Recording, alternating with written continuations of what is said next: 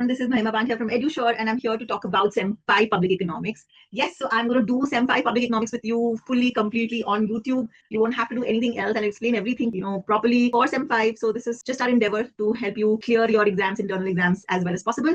So I'm going to show you, start with the syllabus first, that what is the SEM 5 syllabus about. So SEM 5 syllabus, this is Public Economics SEM 5, and it's got primarily 5 topics. These are the first 3 topics. So it starts with Hindricks and Miles Chapter 5. I'm going to do I'm going to start some of it right now only. I'm going to teach you a bit of this. So like yes, it says 7 lectures here. Probably will take about 3 to 4 lectures to complete this. Topic 2 has Stiglitz chapter 9 and Collison Jones some bits. Now Stiglitz is a much easier chapter than Hindricks and Miles. It's very mild, easy read. So this should take lesser time, hopefully. This is the largest section of a public economics, which is all about taxation. So taxation, incidence, debt weight loss, and so on. And there are many chapters. So you have Stiglitz chapter 18 some parts, 19 some parts, 20 some parts. Then you have Hindricks and Miles chapter 15 some parts, chapter 16 some parts, and chapter 17 some parts. So literally 6 chapters combined to make this section, which is like I said, the largest and most important section from your exams perspective. And post this, let's go to the next topic. Topic 4 and 5 are nothing but 2 papers from Economic and Political Weekly, which talk about the Indian scenario. So this is topic 2. So the second, topic 4 is about Indian tax system structure and reforms that have happened. So many changes have happened over these years, and that's like a sequential chronology of that. And then is our government budget, so budget, deficit, public debt, and so on. What is happening with India and Indian scenario? That's the second. That's the 5th and the last topic. Okay, so the main two books are Stiglitz and Hindricks and Miles, and along with these papers. So we'll be covering everything. We'll be covering topic by topic, book by book. So today I'm going to start with Hindricks and Miles chapter 5, which is on public goods. And so I'm going to teach you a part of it already. So this chapter 5 starts with talking about what is a public good and why is it different from what you have been studying till now.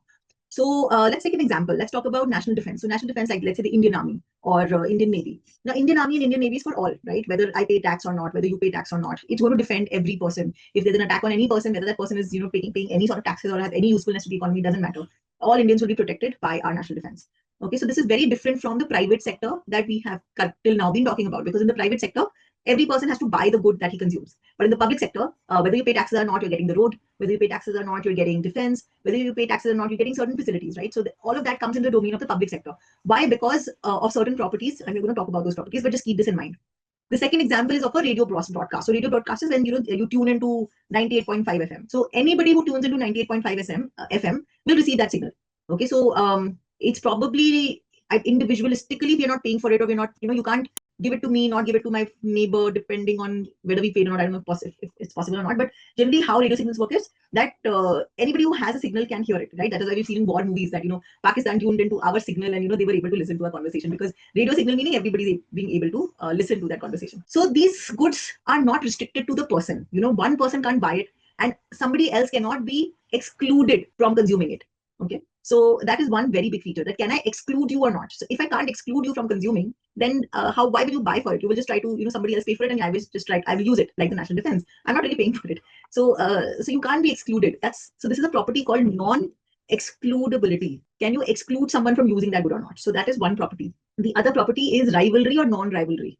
For example, if I am using a good, is it reducing your ability to consume that good? For example, national defense again. If the army is protecting me, that's not reducing their ability to protect you. Everybody's being protected at the same time. So, or if I'm listening to the radio, it's not reducing your quality of output, right? So is it rival or is it non-rival? Non-rival would mean that if I am using it, that does not hamper your ability to use it. Okay. So these are the 2 properties you work on: non-excludability and non-rivalry. So these 2 are examples of public goods. Okay, and we'll come to why are they called public goods? They are called public goods, and the core reason why public goods even exist is that because many consumers can benefit from one single provision of the good, and so it is not individualistic like we have in private markets, and so the usual theories will not apply to these kind of goods.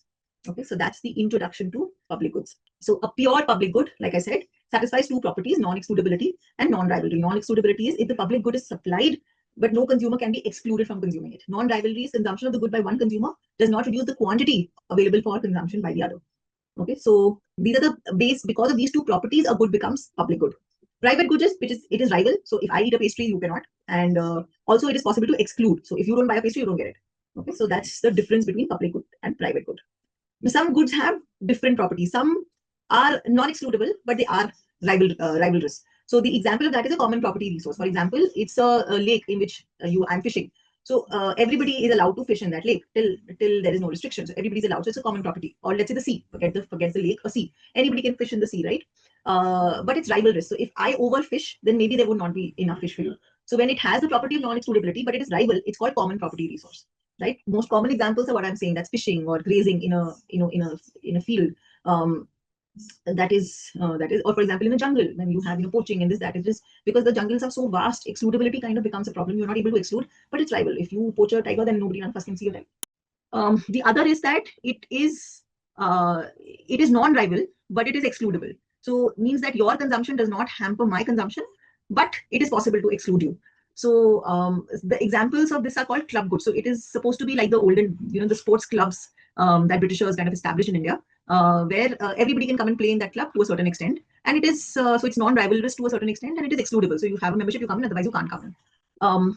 Or highway also to a certain extent, that if I'm going on a highway, you can also come on a highway. We can use them the same, absolutely same. We can use them, but to a certain extent, again, it can become, if there's too much traffic jam, then none of us can really benefit from it, and it is excludable. You can make it toll or whatever. So that's why they're called club goods, when you can exclude people, but it's non-rival. And if it is rival but non-excludable, that's called common property resources, and that's really a problem where you have to in some way exclude some people or control how people come there. Goods which are perfectly excludable and rivalrous, the private market does a good job of providing those goods. So those are private goods. Goods which are absolutely non-excludable and non-rivalrous, they are public goods, and only the government can provide it. No other private entity will be able to efficiently provide it. And our theories of current theories of production and consumption don't really work on them. Okay, so these are pure public good, pure private good, and these are called impure public goods because they have some one property of public good, but they don't have the other property of public good. All right. So now private provision is something that we have been studying a bit till now. All right. Now this topic talks about that why is allocating public goods different from allocating private goods. So in private goods, like I said, you pay for what you want, but because of the factor of non-excludability, each consumer actually wants to rely on others to kind of pay for it. You don't want to pay for it, right? So you want to rely on others, and this feature is called free riding. You want to take a free ride. And since everybody wants to free ride, typically private markets will produce very little of it. They won't produce enough. So government has to provide for it, and government has to then decide how much of this good is optimum. Okay, so that's what providing for a public good actually means. So now we're going to do this whole model on providing of the public good. So how does provision of public good happen? So consider two consumers. They allocate incomes between a public good and a private good. So in this text in Hindricks and Miles, your public good is written as X and your private good is written as G, and H is the consumer. Okay, so consumer 1 would buy X1 of private good and G1 of public good. Consumer 2 would buy X2 of private good and G2 of public good. Total public good in the economy will be how much consumer 1 pays and how much consumer 2 pays. The difference is that both consumers get to enjoy what both the consumers have bought. So it's not that consumer 1 will enjoy only G1 quantity of public good. Consumer 1 will enjoy G1 plus G2 quantity of public good. So total quantity of public good in the economy is G. Okay, and H is the representative consumer. So when you want to generalize this, you write XH and GH. Okay, so consumers allocate their income between public good and private good. They take prices as fixed. Each consumer derives benefit from the provision of the other. So like I said, that total public good is G1, G2. Also the utility function of one consumer is, let's say, it is a function of X1, which is your private good, and G1 plus G2, which is your public good, right? So something like this is the utility function of each consumer. So now this is the difference. Each consumer derives a benefit from the purchase of the other. So this introduces strategic interaction into the decision process. And Nash equilibrium has been found to be an efficient way of allocating public goods. Okay, so let's understand how does Nash equilibrium work in allocation of public goods. So here, if you see, this is a diagram to show how equilibrium choices are made. So you have allocation G1 on the x-axis, allocation G2 on the x-axis. So G1 is the provision of of the public good by consumer 1. G2 is the provision of the public good by consumer 2. Now the thing is that whenever we decide on the provision, let's say we are deciding on how much should consumer 1 buy the public good. Now he will assume some level of public good that is being provided by consumer 2. Okay, and obviously this can vary because he doesn't really know. So what you can do is that, for example, you start with some G2 level of public good which is provided by the consumer 2. This is a line. This is the public good provided by consumer 2. So now you have the indifference map for consumer 1. So the IC which touches, which is tangent to this G2, that much G1 will be provided. So the highest IC which just touches G2, right? So G1 will be provided according to this point. Okay, so if G2 is chosen by consumer 2, then the highest utility would be provided by G1 for consumer 1. Similarly, you can reduce G2. Let's say this is G2 prime. So if, and this is the point, so if G2 prime is being provided by consumer 2, so lower is provided by consumer 2, slightly more will consumer 1 spend. So that way, so this is point A. So G2 prime is provided by consumer 2, you will buy, let's say, G1 prime. If G2 bar is provided by consumer 2, you will buy, let's say, G hat 1. If, let's say, G2 double prime is provided by consumer 2, then you will probably, let's say, provide G1 double prime, and so on. So if you see, if the higher is G2, the lower is going to be G1. The lower is G2, the higher is going to be G1. So that's why this is like a downward sloping line. So this is the locus of all those equilibrium points, which map out how much G1 is going to provide, how much person 1 is going to provide of the public good, depending on how much consumer 2 has provided. And since that is an assumption, so we'll get this whole line. Okay, that if G2 is this much, G1 will be this much. And this is for consumer 1. Similarly, we can do that for consumer 2. So again, the same thing for consumer 2, G is constant. So this will be a vertical line, right? And these will be the ICs of consumer 2. The highest IC that reaches this G1 provision line of consumer 1, that is going to be the point of equilibrium A. And again, if consumer 1 provided more of good of the public good, so let's say G1 prime, then even lesser of it would be provided by consumer 2. So this will be another point on the locus. And so just like the previous thing, if there is very less of G1, then there'll be more of G2. So this is going to be a downward sloping line. Okay, and these are the ICs, right, which keep the person on the same indifference curve. This is generally called the best response function. So given what consumer, in this diagram, given what consumer 1 has chosen to do, this is the best response of consumer 2. It's a downward sloping line. 2 has chosen to do, this is the best response of consumer 1, also a downward sloping line, right? So how do you take out equilibrium? You basically put these two downward sloping lines together. So let's say this was the best response function of consumer 2. This was the best response function of consumer 1.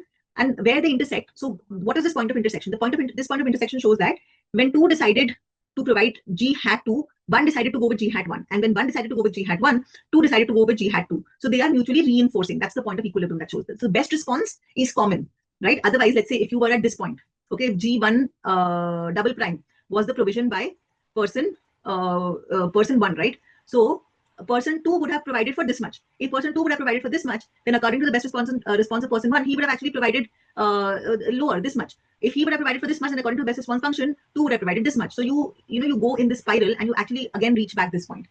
Okay, so that's how this intersection works. This is the Nash equilibrium. So the Nash equilibrium is where the choices of the two consumers are the best reactions to one another. Okay, neither of them has an incentive to change their choice.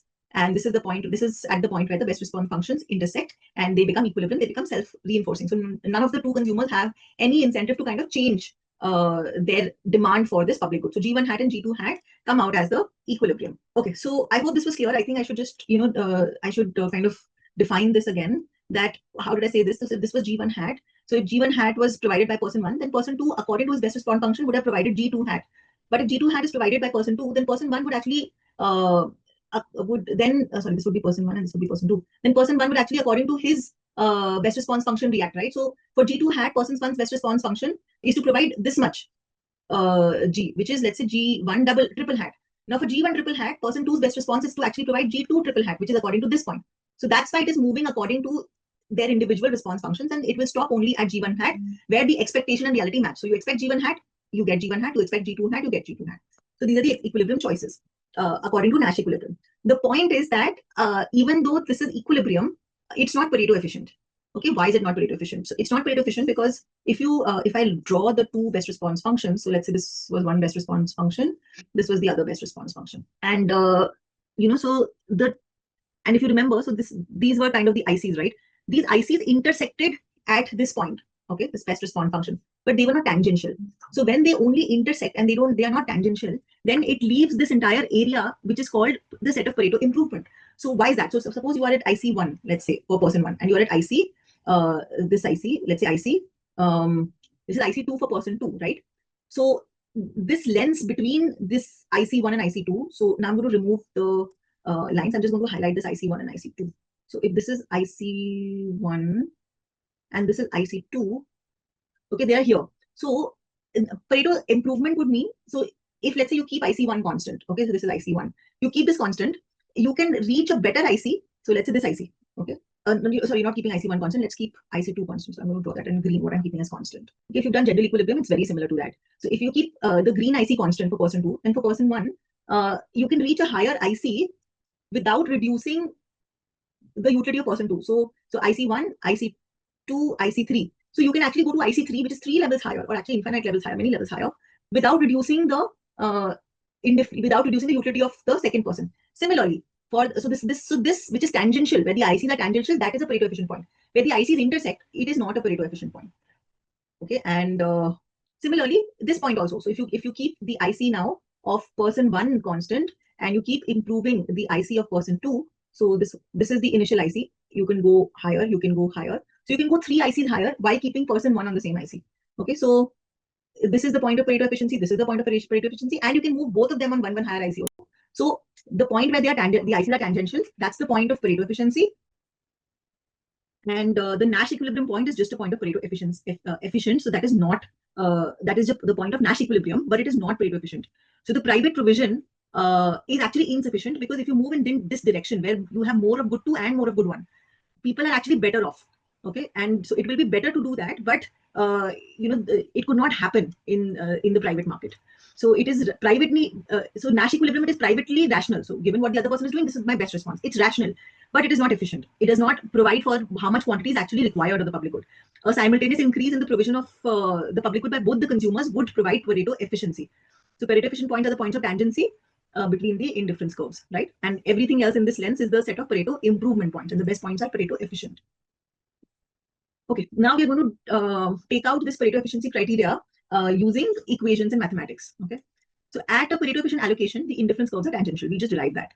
Now, this does not imply equality of the MRS. Okay, so like in private provision, we had equality, right? MRS XY should be equal to MRS XY for person 2.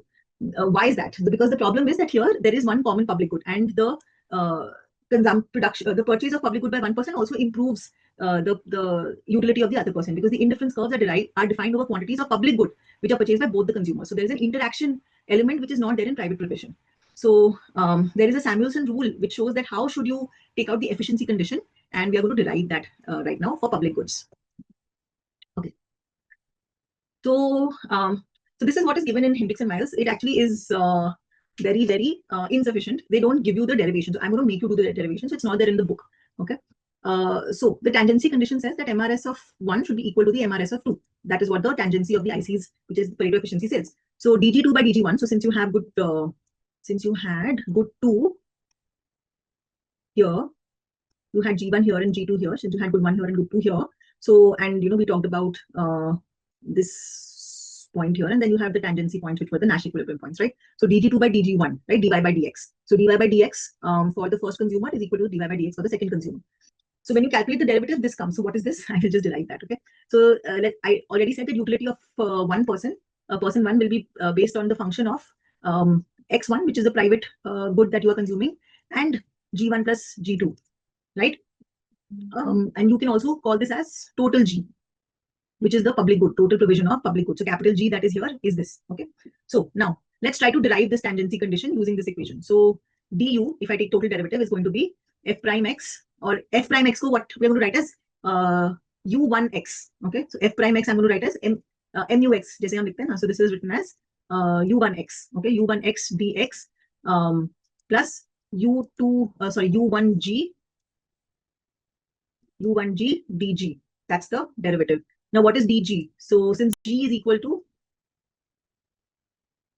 g1 plus g2, so dg is going to be equal to dg1 plus dg2. So I'm going to replace that here. So du is equal to u1x dx plus u1g dg1 plus dg2. Okay, now one important thing, because you have only g2 and g1 in your derivative, you don't have this dx. So what I'm going to do is that I'm going to write dx as minus dg1, because if you're going to provide the private good, that means less money for the public good. So the increase in x has to be accompanied by a fall in the public good, like in terms of the money spent. So, so this is in terms of money spent. So any change in good x has to be accompanied by a fall in the private good.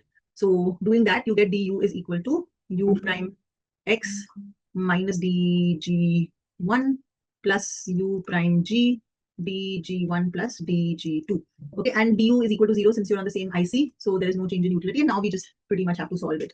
So you get the g terms common and you get the g2 terms common, so this becomes u prime x dg1 minus u prime g dg1 is equal to u prime g dg2. So taking out dg1 common, this becomes u prime x minus u prime g dg1 by u prime g is equal to dg2 So you can just divide this by dg1. Okay, so yeah, so that is why your dg2 by dg1 is u prime x minus, sorry, u1x minus u1g by u1g. Okay, and similarly, if you do it from the second consumer's perspective, so if you do u2 is equal to a function of x2 plus g, you're going to get this equation u2g by u2x minus u2g. So that's how you derive it. Okay, I hope there are no problems till here. So you can derive this, and now you have to kind of simplify this to get the Samuelson condition. So what we're going to do is that we're going to define an MRS, which is going to be equal to u1g by u1x for consumer 1. So this will be equal to u1 mux, basically mux by muy. So u1g by u1, sorry. So this will be equal to u1g by u1x for consumer 1, and it's going to be equal to u2g by u2x for consumer 2. Okay, so so we are going to define that. So we are going to kind of this is going to be u1x by u1g is minus 1 is going to be equal to, if I take the u2g down, so this is going to be 1 by u2x by u2g minus 1, and so this is going to be equal to 1 over mrs 1 gx minus 1 is equal to, again, 1 over mrs 2 gx minus 1. So we simplify this, we get 1 minus mrs1 over mrs1 is equal to, so this is going to be mrs2 over 1 minus mrs2, and we can simplify this, we'll get 1 minus mrs1 into 1 minus mrs2 is going to be equal to mrs1 into mrs2, and if we open this, this is going to be 1 minus mrs1 minus mrs2 plus mrs1 into mrs2, which is going to be equal to mrs1 into mrs2, and this will get cancelled. So 1 minus mrs1 minus mrs2 is equal to 0, and this is the Samuelson rule. 1 is equal to mrs1 plus mrs2.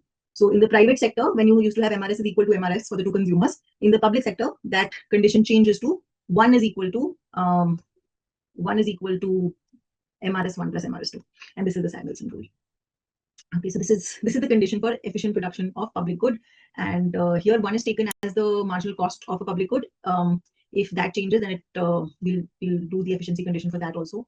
But yeah, this MRS1 plus MRS2 should be equal to 1. That's the tangency condition in case of the public good. And this is, like I said, that's the efficiency. This is the Samuelson rule. The sum of MRS is equated to the marginal rate of transformation between public and private good. So the additional cost of providing public good, keeping the additional cost of providing a private good, keeping public good constant, or the other way around. So right now, like I said, this 1 is a substitute for this marginal rate of transfer. So usually used to have MRS is equal to px by py, right? So this 1 is kind of right now symbolizing that it's the it's the cost of public good in terms of private good. Okay, so we are going to change that, not make it 1. So right now it is 1, but we can also change that if px and py are different. Right now px and py are assumed to be the same. Okay, so the sum is equal to 1. The MRS measures the marginal benefit to a consumer of another unit of public good, and MRT is the marginal cost of another unit of public good. Okay, so we already know this. This is for private goods. This is the efficiency condition, but that's the difference between public and private. So the next in this topic is allocation through voting, and there's a whole model around it. So we'll do it in the next lecture. I hope you enjoyed this. Thank you so much. Please subscribe so that you can see the entire playlist. I'm going to put up all the videos for public economics semester 5 DU 1 by 1. So I'm sure you're going to enjoy everything. So thank you so much for watching, and I'll see you soon in the next lecture. Thank you. Bye-bye.